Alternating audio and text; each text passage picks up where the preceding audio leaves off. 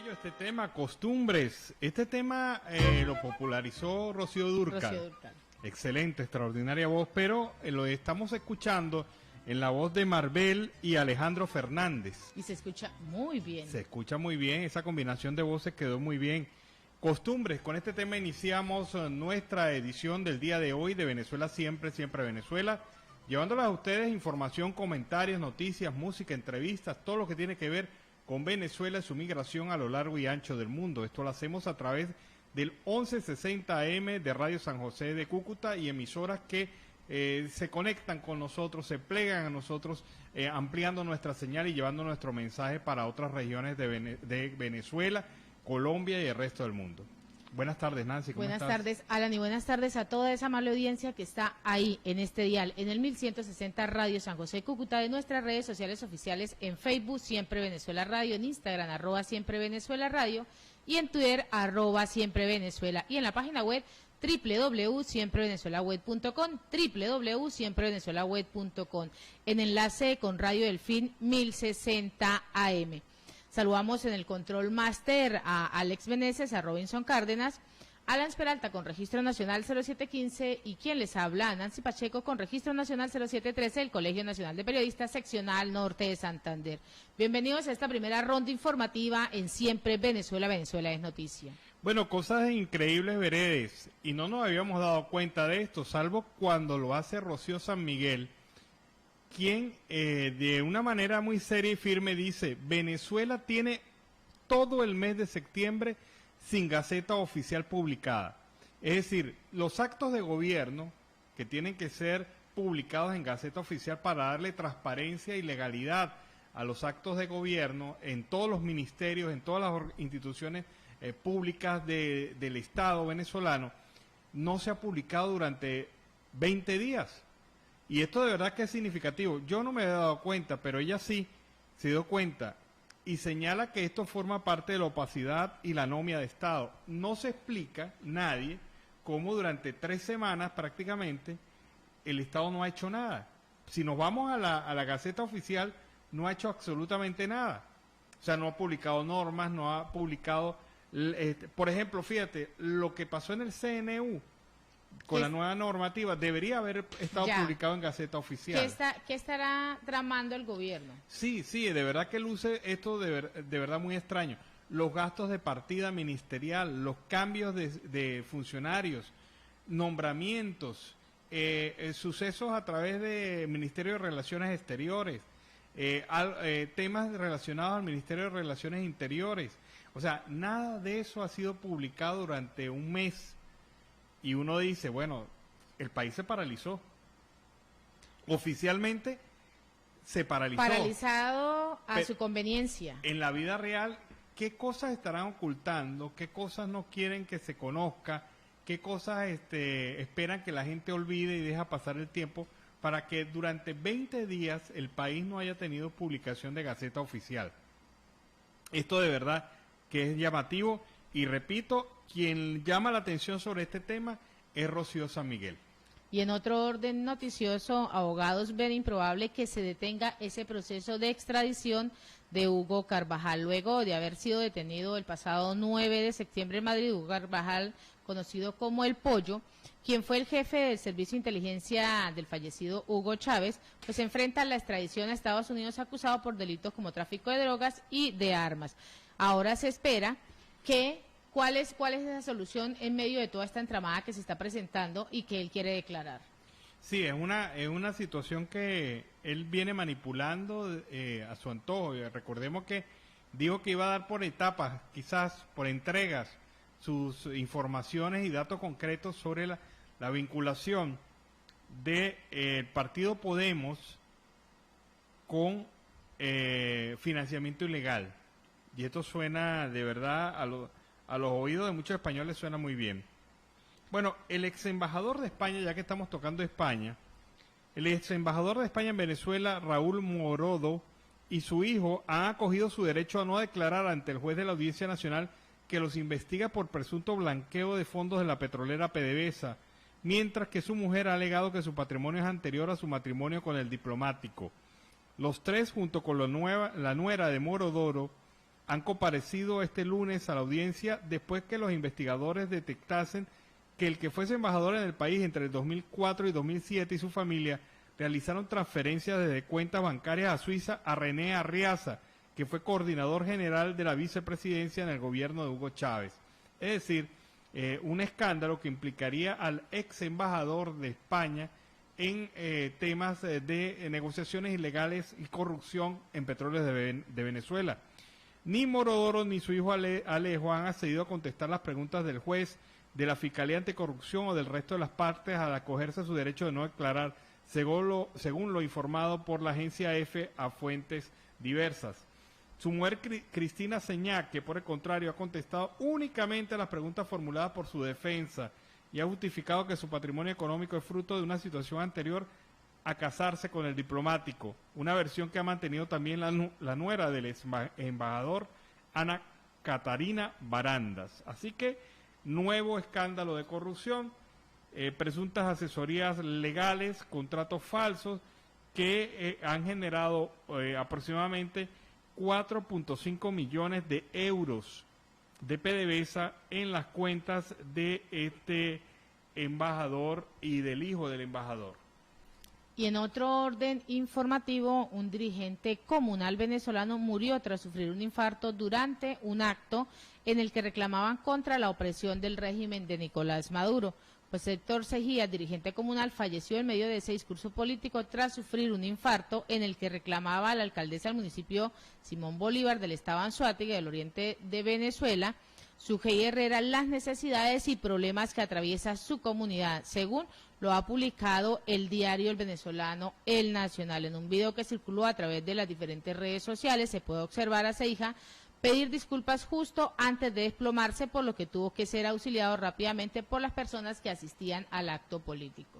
Sí, eso fue impresionante. Yo vi el video, el señor se cae en pleno proceso de denuncia sobre la situación que atraviesa su sector, porque él, incluso como proclive al gobierno, no encuentra cómo poder justificar la condición en la cual se encuentra, en la de abandono en la cual se encuentra su comunidad. Y en medio del fervor de la exposición cae derrumbado al piso por este ataque cardíaco que lo mató de manera fulminante. Y es que es triste la realidad que se vive en Venezuela, o sea, es lamentable que cada día se presente este tipo de actos donde se tenga inclemencia total, un gobierno totalmente inclemente, donde no se le está brindando ni salud, ni educación, ni alimentación, no se le está brindando seguridad a su pueblo, pues esto es lamentable. Así es. Bueno, vamos a escuchar el primer reporte de Carlos Ucategui El Miura desde La Guajira Binacional. Saludos cordiales, una feliz tarde para todos desde Barranca, departamento de La Guajira. Carlos Ucategui El Miura para el programa Siempre Venezuela, Venezuela Siempre.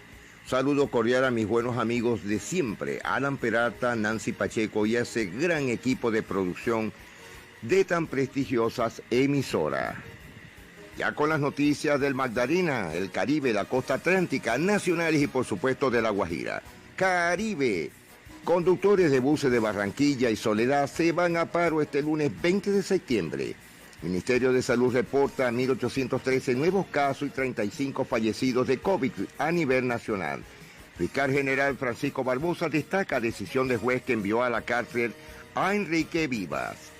Gran éxito del lanzamiento del primer video de la banda La Región. La Región es un proyecto musical que nace con el propósito de difundir totalmente el folclore vallenato a nivel nacional e internacional y tiene ya como base las raíces del vallenato tradicional, fusionando con nuevos sonidos y los nuevos ritmos de nuestro país. En Fonseca, La Guajira, el alcalde metropolitano Hamilton García Peñaranda apoya la estrategia Paso Seguro. Atentados a tiros en la comuna 10 de Riohacha deja un hombre herido. Al nombre de José Víctor Toledo Martínez responde la persona que fue herida en hechos registrados en la comuna 10 de Riohacha. El alcalde fronterizo Mohamed Dazuki y Fuerza Pública inspeccionaron las calles de Maicao durante la celebración del amor y la amistad. Más de 30 establecimientos fueron intervenidos, un local cerrado y 3 capturados tras los operativos de seguridad en Riohacha. Y desde este martes 21 de septiembre serán judicializados 4 sujetos acusados de intentar secuestrar a 2 menores de edad. Liberados 2 soldados secuestrados por el ELN en el Arauca. Jurisdicción Especial de Paz acepta el sometimiento del general retirado Mauricio Santoyo. A pesar de todo, en la nación, en las notarías públicas, Juan Neibro, Chespirito, US Navi, Satanás, Perro son los nombres más curiosos registrados en toda Colombia. La líder política Olga Lucía Montenegro, complacida por entrega de viviendas en El Molino, con el objetivo de crear espacios académicos para los estudiantes del programa de Derecho y Trabajo Social de la Facultad de Ciencias Sociales y Humanas de la Universidad de La Guajira, se desarrolló en la Universidad de La Guajira, sede Villanueva, el Foro de la Justicia y la Academia, punto de partida para un Estado social de derecho. Y en el caso de la construcción de la nueva cárcel, no han podido avanzar por la cantidad de tutela, afirmó el ministro de Justicia. Ministerio de Vivienda entregó 180 inmuebles de la urbanización María Fernanda en El Molino. Se volteó el caucho, se volteó la arepa. Poncho Zuleta saluda a Gustavo Petro durante la presentación. Los Estados Unidos suspendieron provisionalmente el traslado de afganos a Colombia. Son más de 4.000 ciudadanos. Costa Atlántica ya lista la ruta para la recuperación del empleo en Barranquilla. La economía de la costa Caribe creció 19.6%. La recuperación en la región avanza por el buen comportamiento de las actividades económicas. Obras del Centro Juvenil de Tubará en la recta final. Es un proyecto que se realiza con una inversión aproximada de 2.849 millones de pesos provenientes de los aportes de la gobernación y de prosperidad social.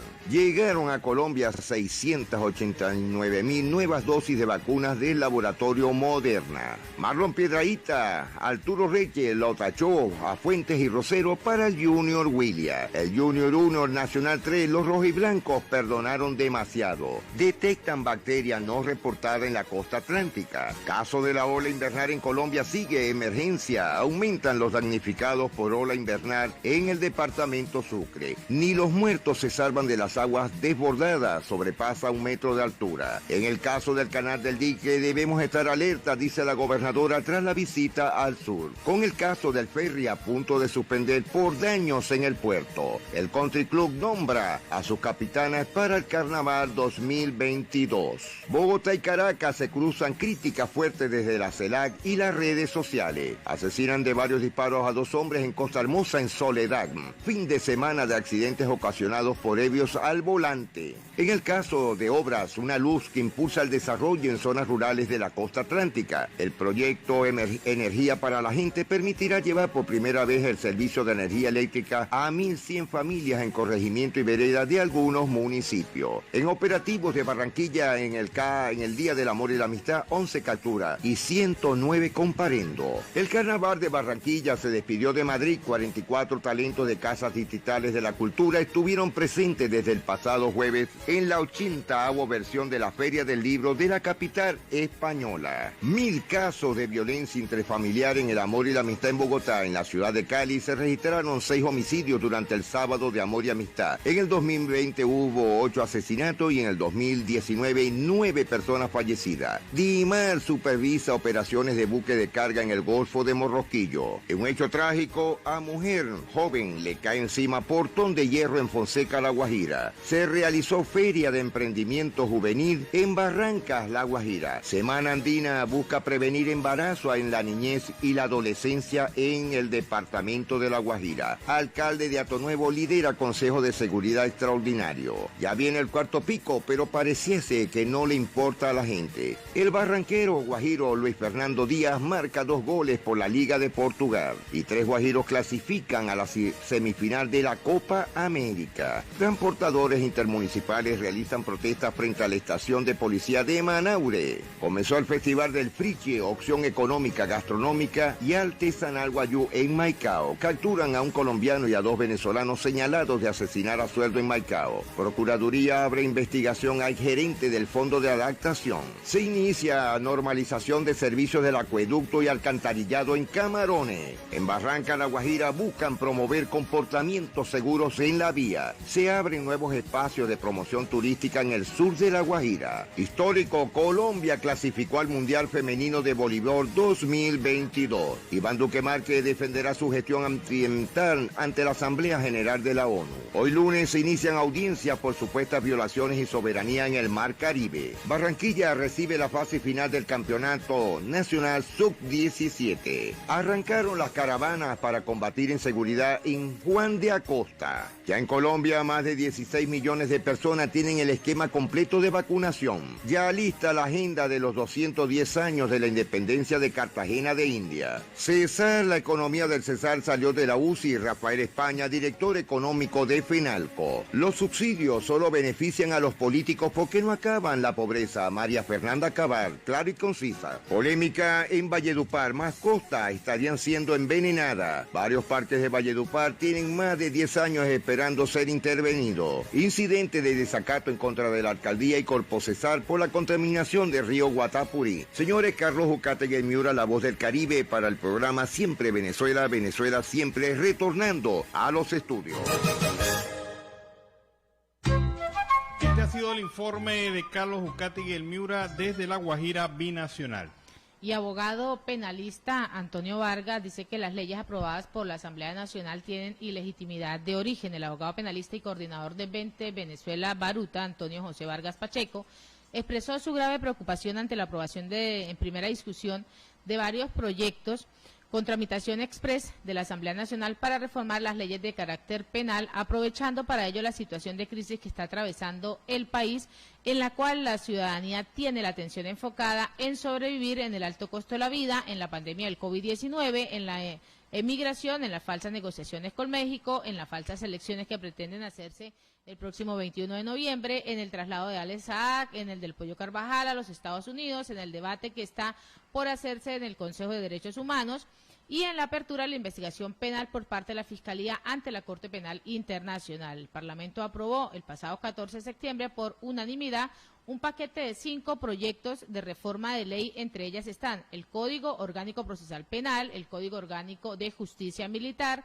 Decreto Ley de Estatuto de la Función de la Policía de Investigación, Ley de Protección de Víctimas, Testigos y demás sujetos procesales y el Código Orgánico Penitenciario. En este sentido, Vargas Pacheco afirmó que ese acto se realizó violando el contenido del artículo 211 de la Constitución de la República Bolivariana de Venezuela, debido a que no se dio la oportunidad de la participación ciudadana para sus debidas discusiones y aprobaciones respectivas. Bueno, es que de verdad que todo esto se está haciendo en un ambiente de opacidad, de encubrimiento, de ocultación de las verdaderas razones y textos. A pesar de que este fin de semana ellos salieron diciendo que esta normativa era para incorporar el tema de los derechos humanos en varias de las legislaciones, no muestran las leyes. No muestran las leyes. Ni dicen en qué consisten esos acomodos, esos arreglos.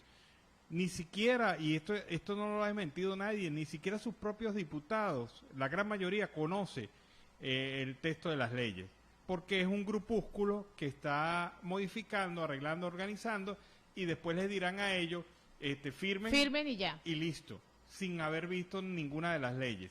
Entonces, eso es lo que está pasando en Venezuela. Hay bastante preocupación por lo que se está haciendo a espaldas.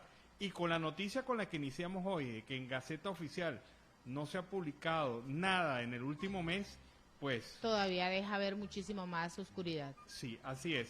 Vámonos a la pausa comercial y musical del momento y a regreso seguimos acá en Venezuela Siempre, Siempre Venezuela.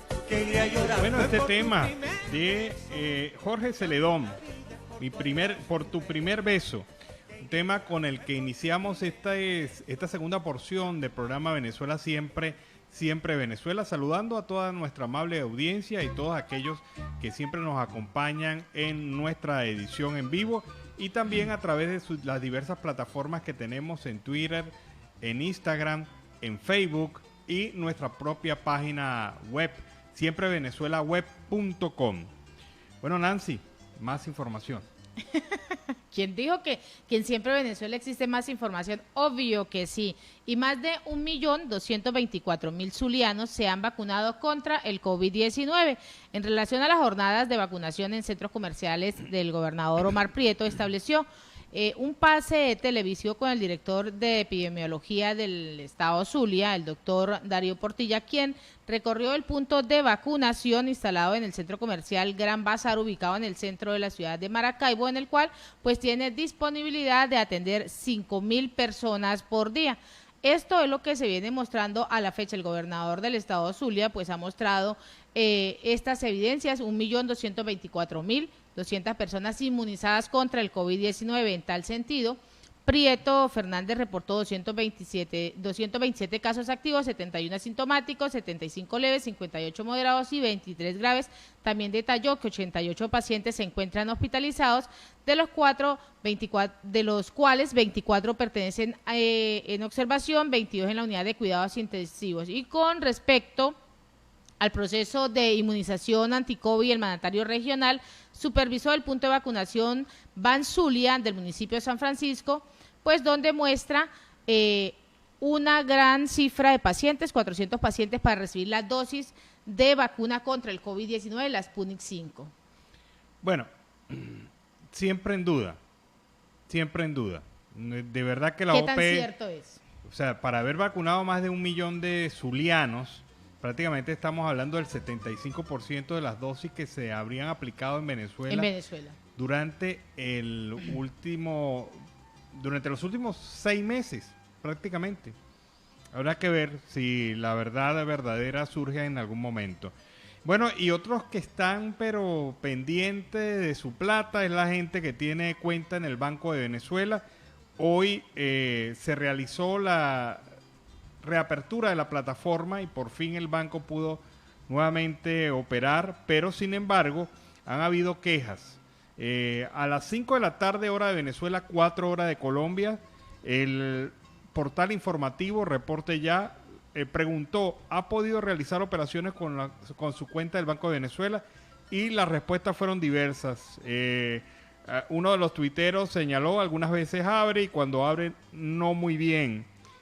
Mi plata completa, he hecho transferencias, pagos y recargas. También dice que sí, hice varias transferencias, estuvo lento como a las 4, no sé actualmente. Otro señala por ahí, en Venezuela todo es un infierno y aún así muchos insisten en que es lo mejor del mundo. Bueno, no respondió la pregunta, pero digo la verdad. Por el otro lado, mi pensión no aparece. Otro, solamente pedir saldo por correo, pero no pago móvil ni banca por internet. No he podido. Justo ahora estoy tratando de ingresar tanto a la cuenta de datos de mi mamá como los míos y no puedo ingresar. Sigue igualmente nulo el acceso al servicio en línea del Banco de Venezuela.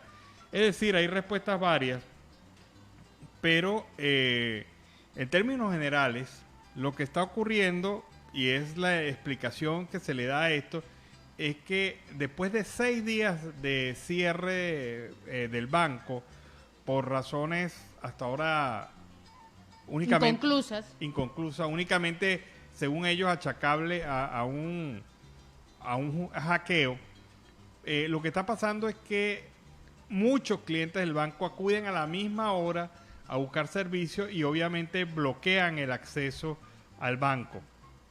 Pero es que la gente está desesperada. Usted se imagina que usted tenga 6 días sin poder acceder a su cuenta, sin poder tener dinero disponible o para buscar el pago de algún bien o algún servicio. Esa es la situación que se presenta actualmente con el tema del Banco de Venezuela. Probablemente hay un sacudón por la cantidad de personas que intentan entrar a la red. Pues sacudón sí ha existido, porque en medio de esos diagnósticos que han venido dando durante el día, Alan, la gente que ha logrado ingresar, sí, los sacudieron porque en las cuentas se encontraron menos platica. Eso sí fue un sacudón. Muchos han encontrado que sus cuentas, algo está pasando, han perdido dinero, han perdido una buena cantidad de dinero y no han podido hacer el reclamo formal porque tampoco han podido acceder. Pero la condición es esta. El banco sigue presentando fallas. Vamos a ver si logra estabilizarse en las próximas horas. En Siempre Venezuela Siempre vamos con el segundo reporte de nuestro corresponsal Carlos Uzcategui en Miura.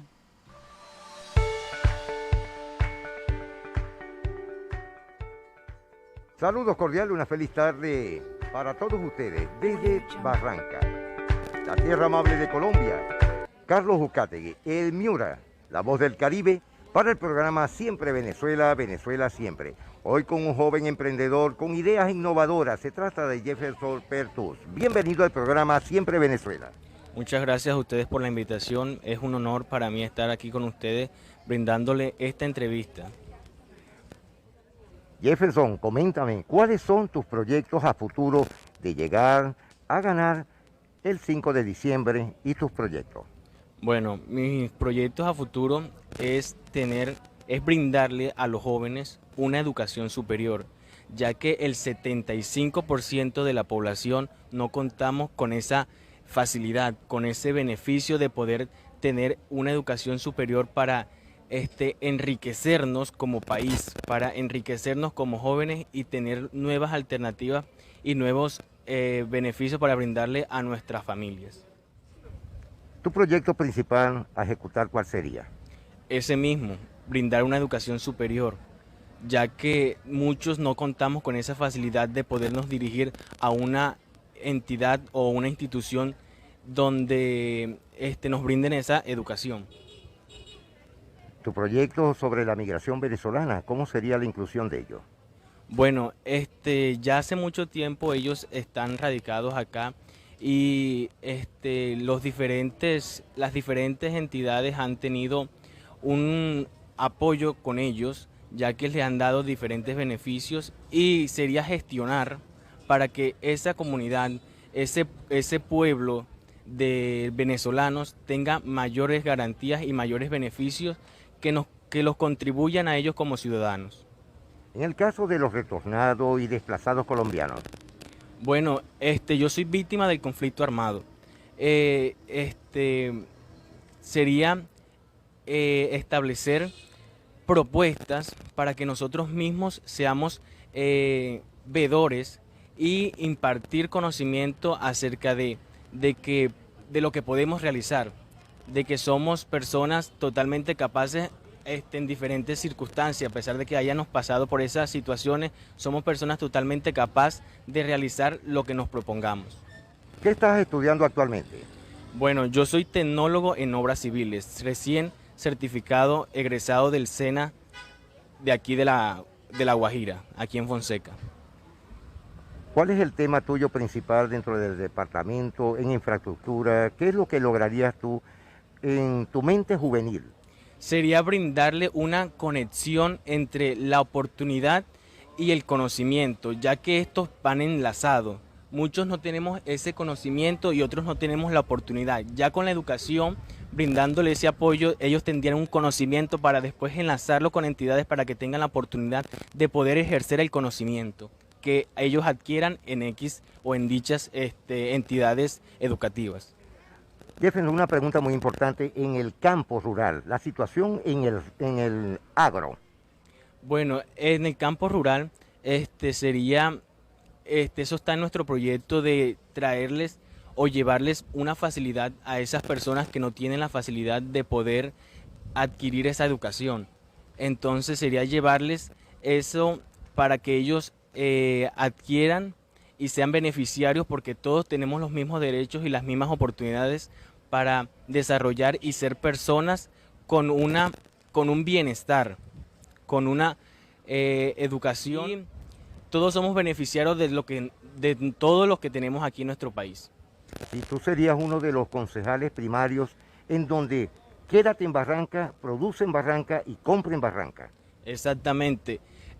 Ahora mismo mi familia tiene un emprendimiento familiar, se llama El Quirófano del Calzado, donde ya llevamos más de 13 años de estar radicados aquí en Barrancas y donde el negocio ha ido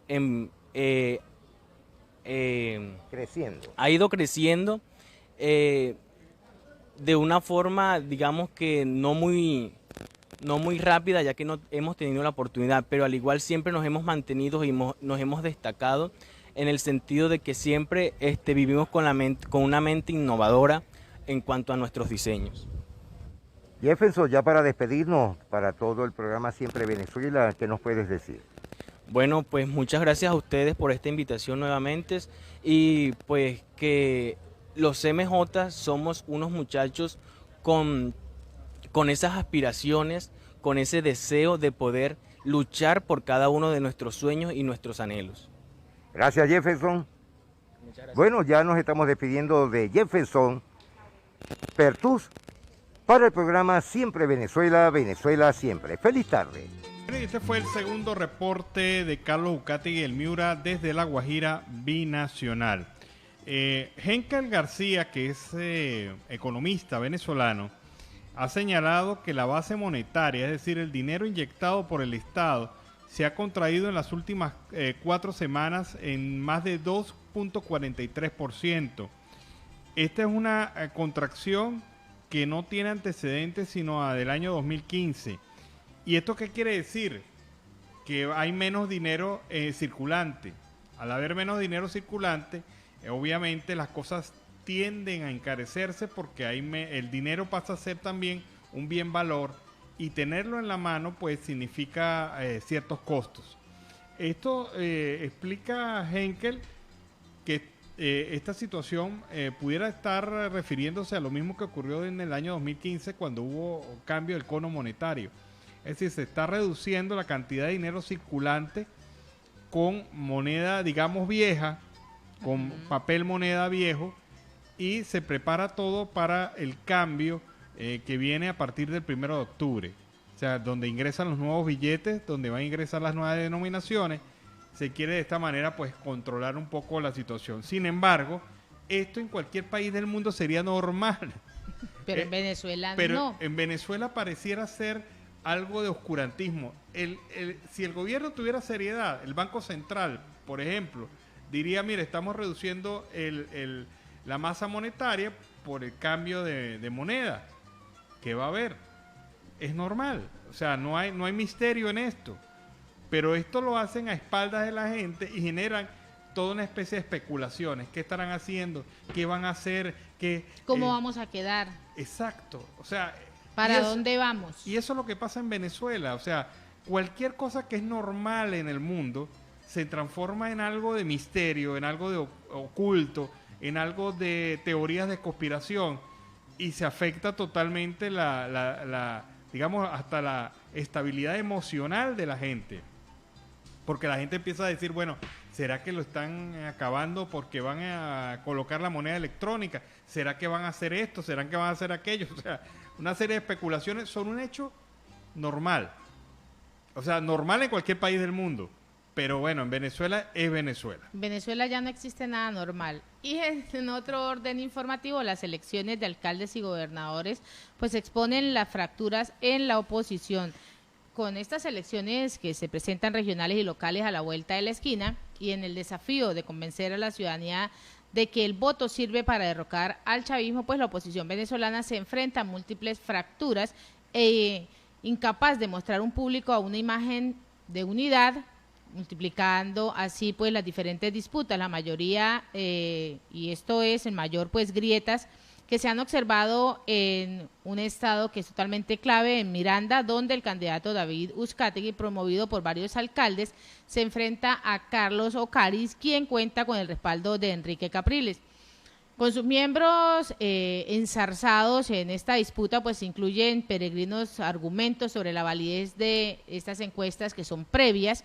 La oposición no cuenta todavía con un candidato unitario para el segundo estado más poblado del país. Todo ello pese a que el Consejo Nacional Electoral habilitó en el mes de junio a la Mesa de la Unidad Democrática, inhabilitada desde el año 2018, con lo que los opositores pues obtuvieron su mayor victoria electoral en las parlamentarias del año 2015 y con lo que se debe seducir a una sociedad a la que no se ha convocado a votar desde el año 2017. Bueno, y la violencia arrebata la vida de 26 niños en 18 meses en el estado Lara. Son casos de violencia familiar que han ocurrido por la migración de los padres, que dejan solo a los niños, la crisis económica y la falta de orientación y acompañamiento. Esto pasa factura a los jóvenes, que son el blanco de homicidio y violación. Según el Observatorio Venezolano de Violencia, en el año y medio que va de pandemia, se han disparado los casos de maltrato que generalmente se dan en el hogar y por familiares directos. Se han registrado 222 casos de muerte de niños por violencia desde enero hasta agosto del 2021. En el mismo periodo del 2020 fueron 19 casos y en el 2019 se contabilizaron 88. Marco Tulio Álvarez, psiquiatra, señala que la crisis económica, las carencias afectivas y recibir las tribulaciones caóticas de los adultos terminan por desesperar a menores de edad, incidiendo en el tema también del suicidio. Es un panorama de verdad bastante serio lo que presenta en el diario La Prensa de Lara durante su edición del día de hoy. Y entre la violencia y las oportunidades, pues así se encuentran los venezolanos en Colombia. Según la Agencia de Naciones Unidas para los Refugiados, Colombia ha recibido más de 1,7 millones de venezolanos, lo que representa aproximadamente el 30% de los 6 millones que se encuentran regados por todo el mundo. Los ciudadanos procedentes de la nación caribeña llegaron al país vecino entre la urgencia y la necesidad, buscando pues mejores calidades de vida en el medio de esta crisis social, política y económica que atraviesa el país por más de 20 años. Citado por El Tiempo de Colombia, el comisionado presidencial para las Relaciones Exteriores, designado por la oposición venezolana, Julio Borges, ha manifestado que esta magnitud de la migración venezolana es dos veces más grande que la de Afganistán. Actualmente, tras la llegada del talibán al poder, pues el país cafetalero ha manifestado su intención de refugiar a los afganos que huyen de este grupo islamita, y así el drama se vive presentando. Venezuela va camino a convertirse en la mayor crisis migratoria del planeta, superando a Siria. Esa es la situación que se viene presentando entre la violencia y las oportunidades dadas para los migrantes venezolanos en Colombia. Bueno, vámonos a la pausa comercial y musical del momento y a regreso seguimos acá en Venezuela Siempre, Siempre Venezuela. Pero queremos agradecer en esta primera hora la participación de Radio Delfín 1060 AM, el control máster Robinson Cárdenas y a nuestro corresponsal Carlos Suscati, y a toda esa amable audiencia que estuvo ahí pegadita. Ya regresamos. Bueno, este es un tema escalofriante, es escalofrío con caramelos de cianuro.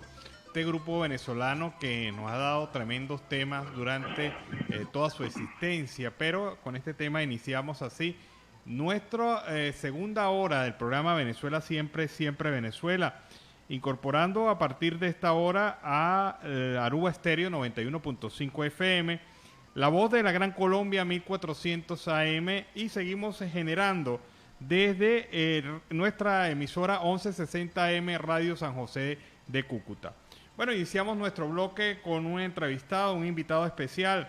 Se trata de Josué Lugo, quien es el locutor, sociólogo, con estudios en la Universidad del Zulia, analista social en el tema demográfico y locutor de opinión en Venezuela durante más de 4 años. Él se encuentra actualmente fuera de Venezuela, nos contará un poco sobre esta historia y con él vamos a conversar un fenómeno interesante, el tema de lo que está ocurriendo en la frontera sur de los Estados Unidos con la migración. Pero vamos a darle primero el saludo. Josué, buenas tardes, ¿cómo estás? Bienvenido. Hola, bueno, buenas tardes a la audiencia, buenas tardes a ustedes, Esperanza, a la señora Nancy Pacheco, muy amablemente. Enviar un saludo a Carlos Buscati y el Miura, que es el artífice de esta entrevista, compañero de la radio de muchos años en Venezuela. Y bueno, sí, muy contento y preparado para que conversemos sobre este tema tan álgido que nos atañe a todos. Mira, Josué, hay una cosa que nos llama mucho la atención. Es de manera reciente cuando se empieza a mencionar el tema de la migración venezolana cruzando el Río Grande, la frontera entre México y los Estados Unidos. Esto no era un tema muy común. Los venezolanos preferían otras rutas migratorias, preferían otros países, pero atravesar toda Centroamérica, la mayoría de ellos, para llegar hasta esta frontera e intentar hacer el cruce final, esto no lo conocíamos. ¿Cuál es la perspectiva que tienes desde allá, desde esa visión, Josué Lugo, sobre este tema? Bueno, el fenómeno ya sabido, lo que está pasando en el país, la crisis migratoria obligada por una situación política ya plasmada por muchos años, ha buscado que el venezolano tenga otras alternativas. Lo que estamos viendo, el drama en la frontera sur actualmente, es también algo concatenado con la situación interna de los Estados Unidos. Hay ciertas facilidades ahorita para que algunos migrantes, en este caso los venezolanos, puedan entrar, ¿ok?, a cambiar su vida, a cambiar su forma de ver las cosas ya y dejar atrás a todo el drama venezolano. Es un fenómeno incluso para la misma población de México, ver venezolanos que llegan vía aérea a Cancún, llegan al DF, a la Ciudad de México, y se trasladan incluso por vía aérea hasta Monterrey, se dirigen hasta Nogales, se dirigen hasta Mexicali, Chihuahua, para estar cerca de la línea limítrofe con los Estados Unidos.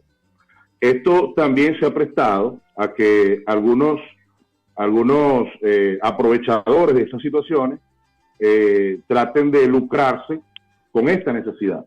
Ese drama se está viviendo acá y también, por supuesto, dado por la desinformación de muchos compatriotas venezolanos que llegan a estas tierras, por lo menos a la tierra mexicana, que es una tierra que es bastante compleja a nivel socioeconómico, a nivel político, no es nada diferente a lo que está pasando en Venezuela. También vemos problemas de cárteles, vemos problemas de tráfico de personas y una serie de cosas que aparecen y siempre están latentes en esa frontera. Una frontera bastante grande, estamos hablando de más de 3.000 kilómetros de frontera. Y toda la concentración se llega directamente a Nuevo León, al estado de Monterrey, estado de Nuevo León, y comienzan a pasar por Reynosa, comienzan a pasar por el Río Grande, y luego de eso llegan a las tierras americanas, donde los patroles, los encargados de migración de ICE, tienen que procesarlos para poder entrar. Pero yo quiero dejar una acotación antes de que me vuelvas a hacer otra pregunta, responder esta. El expresidente Donald Trump dejó un decreto, que es un decreto que se llama el DEE. El DEE permite que ningún venezolano procesado por cualquier situación dentro del suelo americano sea deportado. Yo quiero recordar también que ahorita Venezuela no tiene, ni los Estados Unidos tiene una conexión diplomática, ni siquiera tenemos servicio consular. Y eso es parte también del drama que vivimos nosotros, los que residimos dentro de los Estados Unidos. Bien, ¿crees que fundamentalmente el tema del TPS haya influido de alguna manera en esta migración masiva de venezolanos por esa frontera? Bueno, eso es parte de lo que planteé hace unos segundos con respecto a la desinformación.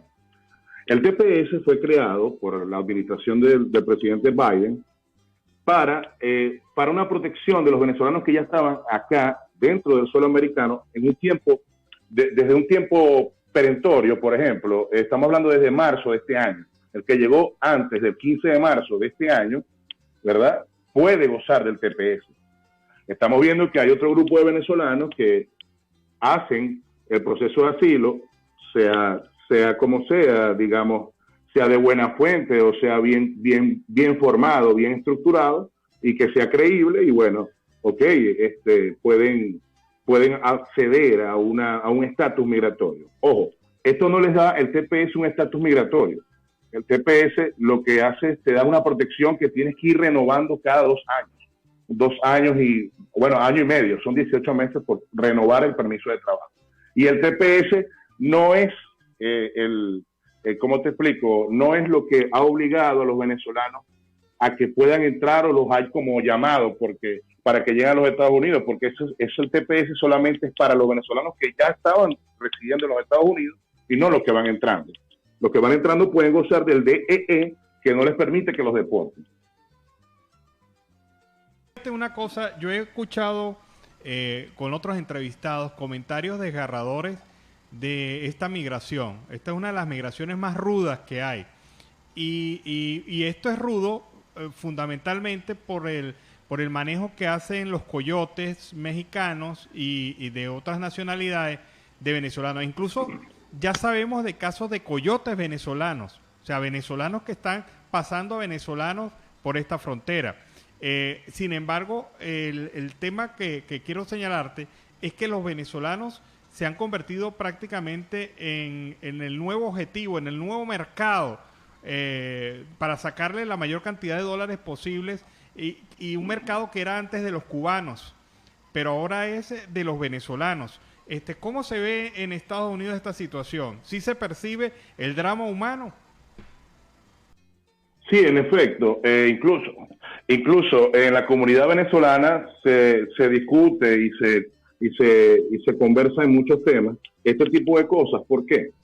Porque han aprovechado a los venezolanos que están, ojo, vuelvo y repito, desinformados, los han aprovechado como presa fácil para lucrarse. Se sabe y se ha escuchado, y claro, no tengo la noticia de primera mano o los testimonios de primera mano, pero sí se sabe y se ha escuchado que hay desde Venezuela servicios VIP para poder pasar a los Estados Unidos, desde territorio venezolano. Te pagan el pasaje, te llevan hasta suelo mexicano y luego de eso te pasan o por tierra hasta el norte de México, sean estos estados Sonora, Chihuahua, Monterrey, ¿verdad? O Mexicali, para pasar quizás por Arizona, por el desierto, y luego de eso, el mismo servicio las mismas personas que te sacan de Venezuela hacen todo el proceso para recogerte, buscarte en el aeropuerto, llevarte hasta la frontera y de ahí pasarte al otro lado. Ojo, ¿cuál es la diferencia entre la migración del mexicano, centroamericano, que es otro drama? Esta es más fácil, la de los venezolanos. ¿Por qué? Porque el venezolano lo que busca es ser apresado por el patrón.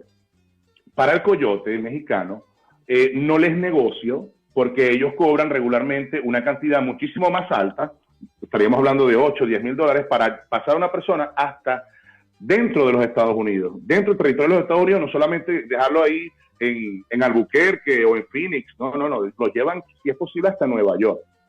Es lo que llaman los mojados. Pero en este caso, los venezolanos solamente llegan a la frontera y al pasarlos, migración ya los recibe, los apresan y luego les hacen el proceso, el debido proceso de una entrevista de miedo creíble, de hacerle el chequeo dactiloscopio, luego de eso esperar que haya una persona que los reciba y luego de eso darles libertad, ojo, libertad vigilada. No es tan fácil. Yo por eso a todos los compatriotas siempre les digo, a todos los venezolanos les digo siempre, deben informarse y deben prepararse bien para pasar para acá. Ya hablamos del tema de la migración venezolana, pero vamos a hablar del tema tuyo, particular. Josué, cuéntanos, ¿cómo llegaste a los Estados Unidos y desde cuándo estás allá? Una pregunta que llevaría una respuesta, creo que 2 programas. Bueno, sí. Bueno, no, yo en Venezuela pertenecía a la dirigencia política de la oposición, pertenecía a un partido de la oposición por muchos años, más de 15 años. Por situaciones ya antes nombradas de todos los venezolanos que han tenido tantos problemas dentro de Venezuela por cualquier tema, lamentablemente, no digamos que mucha gente lo usa como cliché, la falta de oportunidades, no solamente la falta de oportunidades, sino que cuando ya tú no puedes ni siquiera, como dicen en el argot popular, meter los pies bajo la mesa, ya tú tienes que buscar soluciones. Yo llegué a los Estados Unidos en el año 18, el 14 de marzo, llegué yo a suelo americano, y bueno, dada mi circunstancia política en Venezuela, que incluso los programas que tuve en Venezuela, Almorzando la Noticia y La Hora Pico, fueron cerrados por Conatel, ya que no permitían la libertad de expresión, y bueno, recibiendo una cantidad de amenazas y otro tipo de cosas, me vi obligado a migrar a los Estados Unidos. Finalmente, para concluir la entrevista, ¿cuál es la visión que tienes tú desde allá, de Venezuela? de Venezuela actualmente. Bueno, con respecto a lo que está pasando ahorita en Venezuela, estamos viendo un drama grande, un drama cultural muy grande, que lamentablemente nos ha llevado a esta situación. Esto ha sido más de 70 años de engaño. No solamente hablo del chavismo, yo hablo de la democracia, incluso parte de la dictadura de mitad del siglo pasado, que no nos pudieron enseñar a pescar, sino a comer el pescado. Y la situación de Venezuela tiene que cambiar porque es un problema netamente ideológico-cultural. Porque no solamente lo estamos viendo en las ramas gubernamentales de oposición, en todo lo que está pasando ahorita dentro del suelo venezolano, sino que también lo vemos aquí. Lo vemos en el tema que estamos hablando, lo vemos como hay venezolanos que se están lucrando de otros venezolanos con la supuesta viveza criolla. Yo le cambié la palabra, yo lo coloqué miseria criolla. Y por esa razón nos hemos convertido en una sociedad, lamentablemente, porque esto lo digo de forma crítica, una sociedad corruptora y cómplice, que es la que nos ha llevado a esto. Nosotros tenemos que tener, a partir de ahora, desde este preciso instante, de estos momentos que estamos viendo que hay posiciones divididas dentro de la sociedad política venezolana, llegar a un acuerdo. Si no hay un diálogo interno de las fuerzas opositoras, no va a poder cambiar. Estamos viendo lo que está pasando en la CELAC, cómo llegó Maduro, Nicolás Maduro, llegó a la CELAC como si nada. Y es parte del drama que estamos viviendo. Y hay diferentes personas que en Miami, movimientos políticos en Venezuela, que están en otra onda, que no están directamente sentados en lo que tiene que pasar, que es el cambio de Venezuela. Lamentablemente no nos enseñaron a pescar, nos enseñaron a comer el pescado.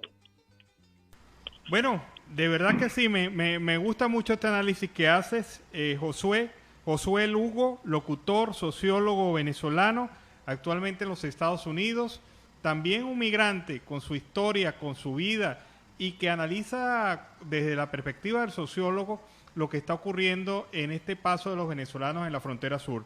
De verdad que muchas gracias, un placer haber conversado contigo y ten a la orden este programa cuando quieras expresar algo en relación a los diversos temas que analizan. Muchas gracias, Josué. Bueno, muchas gracias a ustedes, gracias por la invitación. Bueno, seguimos acá en Venezuela siempre Venezuela con más información. Y uno de los temas que vamos a tratar, que debemos tratar, es algo que le pasó al Carabobo Fútbol Club este fin de semana. Ayer domingo, el Carabobo Fútbol Club cumplió un compromiso en Barquisimeto, un partido ante el equipo de Lara. Y bueno, de regreso, en horas de la madrugada, cuando iban por la carretera nacional entre Yaracuy y el estado Carabobo, fueron objetos de un ataque de piratas de carretera. El equipo de fútbol completo fue atacado por piratas de carretera, quienes colocaron un transporte para frenar el paso de los deportistas y atracarlos. Pero ocurrió que con lo que no contaban los atracadores es que dentro de la unidad iban dos escoltas. Y esos dos escoltas tuvieron un intercambio de disparos con estos atracadores y lograron escapar con la unidad, que a pesar de todo recibió varios impactos de bala. Y no hubo, afortunadamente, ni un solo herido en esta situación. Pero vean ustedes el grado de inseguridad que se vive en las carreteras venezolanas. El equipo de fútbol completo del Carabobo iba a ser atracado. Y si no es por estos escoltas, no la estuvieran contando, porque quién sabe qué hubiese pasado. También es un llamado a la necesidad de establecer seguridad en las carreteras. Y la gente comenta en relación a esta noticia que en Venezuela, en las carreteras, cada cierto kilometraje, pues los cuerpos de seguridad establecen alcabalas, y resulta que en ese momento, precisamente en esa carretera, no había cerca ninguna alcabala. Así que la contaron de milagro. Y creo yo que esta es una de las situaciones que demuestra a la clara cómo está la situación de inseguridad en las carreteras de mi país, de Venezuela. Vámonos a la pausa comercial y musical del momento. Y a regreso seguimos acá en Venezuela siempre Siempre Venezuela. Amigos de Venezuela, siempre Venezuela. Iniciamos así esta última porción de esta torta que es de 4 pedazos, que es Venezuela, siempre Venezuela. Esta es la última porción. A medio vivir, tema interpretado en este momento por Franco De Vita, un tema de verdad que sonó bastante bien, un unplug, ¿no? Que nos permite pues sentir con mayor sonoridad la voz del cantante y los instrumentos que la acompañan. Seguimos entonces con Siempre Venezuela. Nancy. Seguimos con más información a través de este dial, el 1160 Radio San José de Cúcuta, en nuestras redes sociales oficiales y de esas emisoras aliadas. La justicia italiana rechazó extraditar a Rafael Ramírez a Venezuela. Pues la justicia italiana ha rechazado el día de hoy extraditar a Venezuela a Rafael Ramírez, quien fuera director de la petrolera estatal venezolana PDVSA entre el año 2004 y 2013 y exministro de Petróleos del presidente Hugo Chávez en los años 99 al 2013. Explicó hoy a EFE su abogado Roberto De Vita. Con sentencia presentada el día de hoy, la Corte de Apelaciones de Roma ha denegado la extradición de Rafael Darío Ramírez Carreño, reconociendo la necesidad de protección internacional por la violación de los derechos humanos en Venezuela. Esto es lo que ha asegurado el mensaje.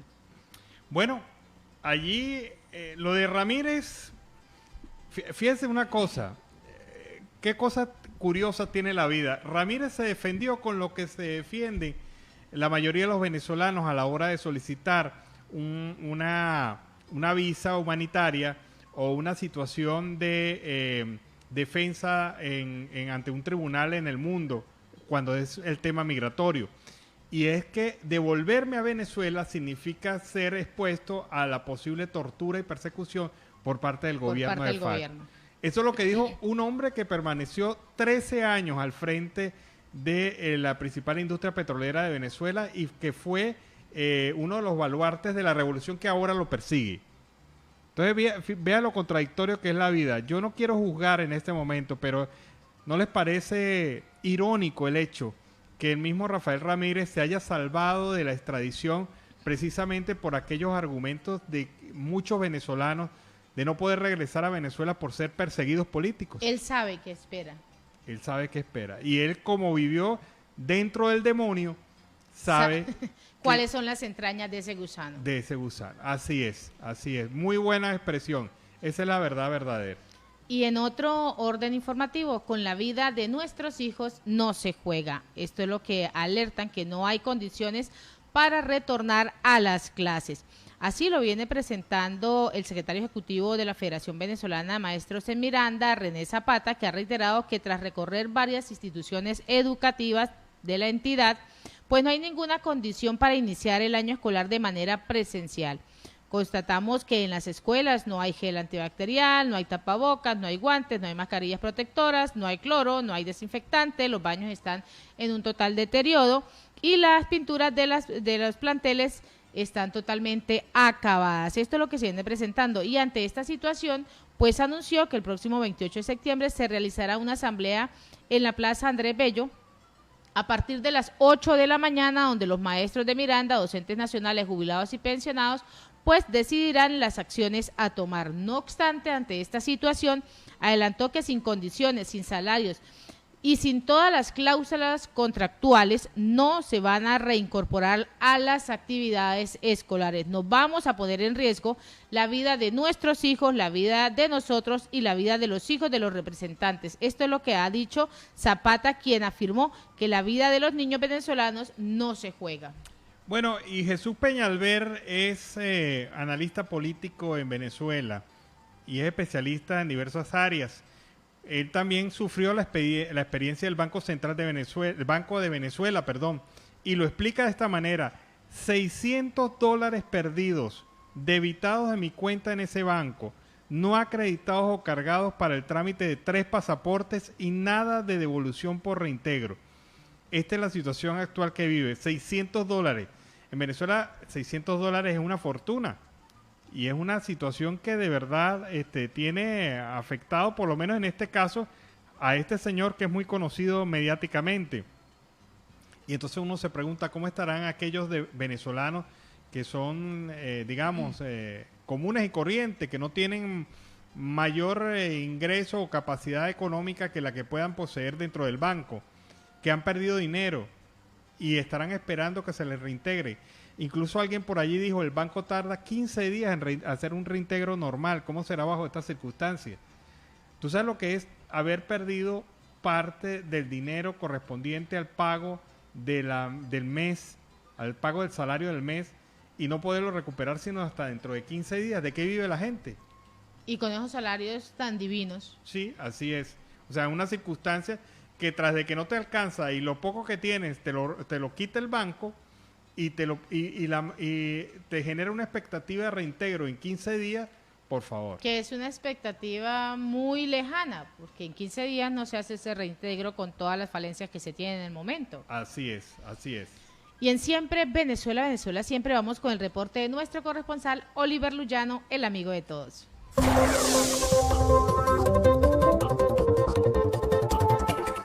¿Qué tal, amigos de Siempre Venezuela? Desde esta zona de frontera, desde Arauca, reporta para ustedes el amigo de todos, Oliver Luyano, guariqueño y de Saraza.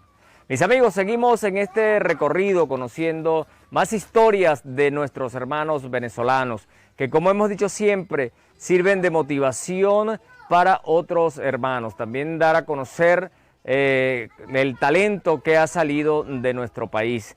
En esta oportunidad estoy con un paisano. ¿Nos dice su nombre, por favor? Juan Miguel Espinosa. Juan, ¿de qué parte de Venezuela tú eres? De Yaritagua, estado de Yaracuy. ¿Hace cuánto tiempo que llegaste acá a Arauca? Tengo ya aproximadamente 4 años, ¿Y- del 2018. ¿Y por qué razón decidiste salir de allá de tu tierra? La situación, bueno, allá yo tenía mi taller y eso, pero se puso fuerte la cosa ahí. ¿Cómo estaba la situación? ¿Difícil Muy difícil. adquirir la comida, lo que hacías no te...? Todo. ¿Y a qué te dedicabas allá? Tenía un taller de carpintería, fabricaba muebles, escritorios, gaveteros, de todo eso. ¿Y tenías clientes, muchos clientes? Sí, claro. ¿Y cómo fue ese decrecimiento del negocio? Allá trabajé, le vendía al comercio, a los árabes en Barquisimeto, pero todo eso decayó. ¿Y a partir de cuándo comenzaste a sentir que la situación ya no daba para cubrir los gastos? ¿A partir de qué tiempo?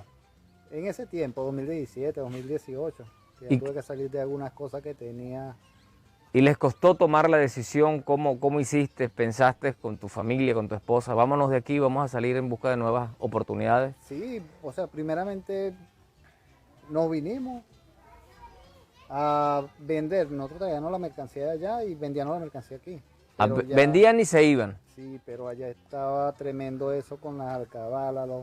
Coméntame cómo era la situación de las alcabalas cuando venían, les quitaban dinero, ¿cómo era? Todo eso.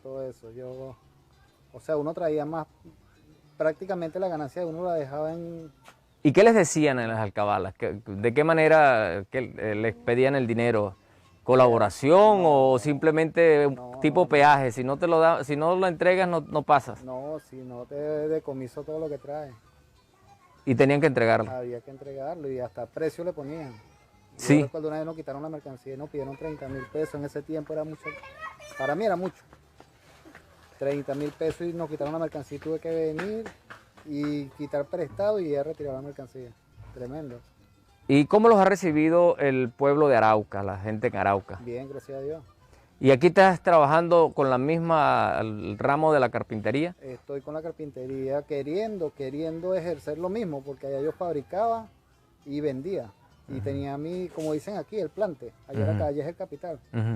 Pero aquí no, se me ha hecho difícil porque aquí todo la materia es cara. ¿Ha sido difícil tener el plante? Claro, difícil. ¿Y has buscado apoyo de alguna organización, de algún organismo que te ayude a emprender? Si no, nos ayudaron por la Cámara de Comercio, a mi esposa. Yo estaba trabajando en una carpintería y le dije a ella que se metiera y gracias a Dios nos dieron una maquinaria. Pero ahí está la maquinaria, más no... Bueno, y hemos comprado algunas cosas nosotros, otras máquinas. Pero no hay el capital, hay que tener el capital para la materia prima, para todo eso. Y en realidad es difícil, aquí es difícil. ¿Y Aquí los clientes, cómo arriendo. ha sido la parte de la clientela tuya? ¿Tienes muchos clientes? Sí, ¿O ha sido difícil colocar el trabajo? No, aquí en realidad ahorita dependo de las personas que manden a fabricar algo. Porque tú fabricas, reparas. Fabrico y hago restauraciones, pero en realidad me gustaría más fabricar como hacía allá, como lo hacía en Venezuela, y salir y comercializarlo aquí. Ofrecerlo en los negocios claro. para revendedores. Bueno, ya no. La representante de la Cámara de Comercio, Sí, ¿qué les dijo? Ella o sea, nos da la oportunidad de hacer, El proyecto. no, para registrar la empresa. Ajá. Pero Toda la parte de la asesoría legal. sí, porque yo he ofrecido mi mercancía aquí en los comercios, pero me piden el RUN, creo que se llama Ajá. aquí. Ah, ok. Y en ¿Y cómo está el realidad tengo que tema de la regularización tuya y de tu familia? ¿Ya se registraron en el registro permanente? ¿Ya hicieron la inscripción? Mi esposa ya ha hecho muchas cosas sobre eso, pero creo que le falta subir algunas cosas. ¿Y cómo fueron esos inicios tuyos, hacerte conocer, que la gente viera cómo es el tipo de trabajo que tú haces? ¿Cómo fueron esos inicios? Coméntanos. Aquí, bueno, gracias a Dios, y la Cámara de Comercio también, ahí hubo varias entradas porque hice trabajo a varias personas que conocí ahí. Y sí, tengo clientela que me llama y le hago, ahorita en realidad trabajo dependo de ellos, pues. Si me van a hacer algo, Tú sí, pero en realidad ese trabajo es fuerte así, porque a veces hay la oportunidad, como a veces no llegan trabajos y hay que defenderse por otro lado. Adicionalmente a eso, ¿qué haces para compensar una cosa? No, bueno, yo trabajo con la carpintería. No haces nada más adicional. No, o sea, hago algo de carpintería y salgo y lo comercializo en la calle cuando estoy sin hacer nada. ¿Qué enseñanza nos ha dejado esta situación, especialmente para ti? ¿Qué has aprendido? ¿Qué he aprendido? Que hay que valorar lo que uno tiene, porque es fuerte salir de donde uno está. Bueno, aquí gracias a Dios conocí al Señor aquí, me entregué. O sea, no conocía sobre el Evangelio y gracias a Dios hoy en día estoy en eso. ¿Sientes que ha mejorado tu vida aquí en Arauca? Sí, por esa parte. Por la parte espiritual sí. Pero ahorita, bueno, usted sabe cómo son todas las cosas. Todo es un proceso. ¿En algún momento de dificultades pensaste en regresar a Venezuela? Sí, tengo muchas ganas, pero en realidad no sé cómo esté eso allá todavía. No sé cómo esté y... ¿Cuáles son tus expectativas aquí en Arauca? ¿Qué desearías hacer? Aquí instalarme en un negocio. Le he comentado a mi esposa, vamos a ver si nos montamos en una de conseguir un local, fabricar y exhibir. Así uno tenga que registrar en la Cámara de Comercio, que sería lo ideal. Pero no se ha dado. Aquí el capital... ¿Ha sido fuerte estar aquí fuera de la casa? Fuerte. ¿Lo han sentido fuerte? Demasiado fuerte. ¿Piensas volver a Venezuela? Si Dios quiere. ¿Qué harías allá? Lo mismo. La carpintería. Sí, la carpintería, porque ya he tenido información que ya la cosa se está medio... ¿Se ha mejorado? Sí, ha mejorado. Quiero que dejes un mensaje para toda nuestra audiencia. Bueno, mi mensaje es que le pongamos ganas y a las personas que están llegando, que todo es fuerte al comienzo, pero en realidad con Dios y muchas ganas de trabajar, no todo se puede. Y en realidad la cosa es fuerte, pero no hay que decaer. Eso es. Bueno, hermano, agradecido. Mis amigos, una historia más de un venezolano que cruzó la frontera en busca de nuevas oportunidades, con un talento hacia la carpintería, desarrolla la carpintería, sueña con tener un negocio aquí en Arauca donde pueda trabajar y exhibir su trabajo y ofrecérselo al público. Nosotros seguimos, amigos, estamos en el barrio La Victoria, seguimos caminando cada una de las comunidades, visitando a nuestros hermanos y llevándoles a ustedes sus historias. Desde esta zona de frontera, reportó para ustedes el amigo de todos, Oliver Luyano, guariqueño y de Zaraza.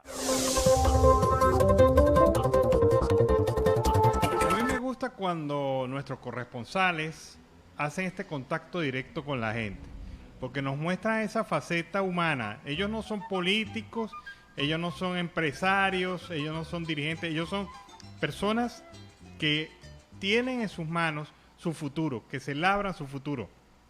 Y en este caso, un venezolano que sueña con una carpintería para poder hacer realidad esa vida que se merecen todos, de manera franca, honesta, transparente, trabajando, haciendo lo que sabe hacer la gran mayoría de los venezolanos, trabajar y hacer esfuerzo en cualquier región del mundo donde se encuentre. Y en otro orden noticioso, la Comisión para la Reforma del Poder Judicial no logró en 60 días acabar con el hacinamiento en los calabozos policiales, pues las ONG sostienen que el trabajo de la mencionada instancia ha sido improvisado y con una comparación humana que no garantiza su éxito. Es una fantasía. En 60 días solo lograron atender al 21,80% de la población penitenciaria recluida en los centros de detención preventiva. Esto es lo que ha venido indicando este informe. Luego de realizar un exhaustivo seguimiento al trabajo emprendido por la llamada Comisión para la Reforma del Poder Judicial, una ventana a la libertad determinó que la mencionada instancia no logró en 60 días acabar con el hacinamiento que existe en los calabozos policiales en todo el país. En su más reciente informe, denominado 60 días de la Comisión para la Reforma del Poder Judicial, acabar el hacinamiento es la pregunta, pues la ONG indica, al cumplirse el lapso de los 60 días anunciados desde el Palacio de Miraflores, lo mencionada, la comisión había visitado los centros de detención preventiva de solo 12 estados del país. De acuerdo con esta investigación, pasados los 60 días de este trabajo, solo se habían logrado atender a 7.614 privados y privadas de libertad. Eso quiere decir el 16,66% de la población penitenciaria recluida en calabozos policiales. Bueno, y aunque no es tema del programa, hay una nota que me pareció bastante curiosa publicada por la BBC News Mundo. Afirma lo siguiente en una nota de prensa: en Sudáfrica, en algunas regiones de Sudáfrica, un hombre puede casarse con varias mujeres. Ahora, la legislación del país se prepara para permitir que una mujer se case con varios hombres. De verdad que es un tema polémico, porque es un cambio total de perspectiva. No sé qué opinará Nancy Pacheco, ¿se casaría con varios hombres? No, quédate quieto, en Tarrón no aguantamos con uno, mucho menos con varios. Bueno, y pero, pero antes de irnos, Alan, tenemos una nota muy positiva de un niño emprendedor, Janner Quevedo, el mini barbero venezolano que está causando revuelo en las diferentes redes sociales. Este niño tiene 14 años y en medio de estas circunstancias del COVID-19, él vive en un sitio que se llama el Callejón del Barrio Pobre, en La Lucha, en Caracas. Janner Quevedo improvisa esa barbería frente a su casa, cuidadosamente pone en fila frente a un viejo espejo, cepillos, hojillas y fijador para el cabello. Sus vecinos pues se asoman a la ventana a mirar cómo con precisión y paciencia con la que maneja la máquina cortapelos y las tijeras. Esto lo aprendió de su tío, quien también realiza esta labor, y en medio de esas dificultades de pandemia del año 2020 y lo que vamos de este 2021, pues su madre en algún momento, como muchas madres venezolanas, no tenían el sustento, pues él dijo, bueno, aquí tengo un espejo, voy a utilizar esto, y este niño logra ya emprender. Eso es un gran revuelo a nivel de redes sociales porque es un emprendedor en este arte, un arte muy bonito. ¿No? Y además que es un arte con mucha perspectiva, porque en cualquier parte del mundo necesitan siempre un barbero. Exacto, y él entrena en la academia de béisbol, quiere jugar en una de las mejores ligas. Bueno, y si ha cumplido su sueño haciendo este emprendimiento, seguramente lo veremos dentro de algunos años como uno de los grandes beisbolistas de Venezuela. Y así con esta nota positiva hemos llegado al final de una emisión más de Siempre Venezuela. Venezuela siempre es noticia a través de este dial, el 1160 Radio San José de Cúcuta, de nuestras redes sociales oficiales en Facebook, Instagram, Twitter, en la página web www.siemprevenezuelaweb.com, en enlace con La Voz del Río Arauca 1110 AM, La Voz de la Gran Colombia 1400 AM y Aruba Estéreo 91.5 FM. Agradecemos en el Control Master a Alex Meneses, a Roberto Alexis Rojas, al señor Víctor Márquez, Alan Peralta con registro nacional 0715 y quien les habló, Nancy Pacheco, con registro nacional 0713 del Colegio Nacional de Periodistas Seccional Norte de Santander. Hasta mañana. Hasta mañana, cuídense.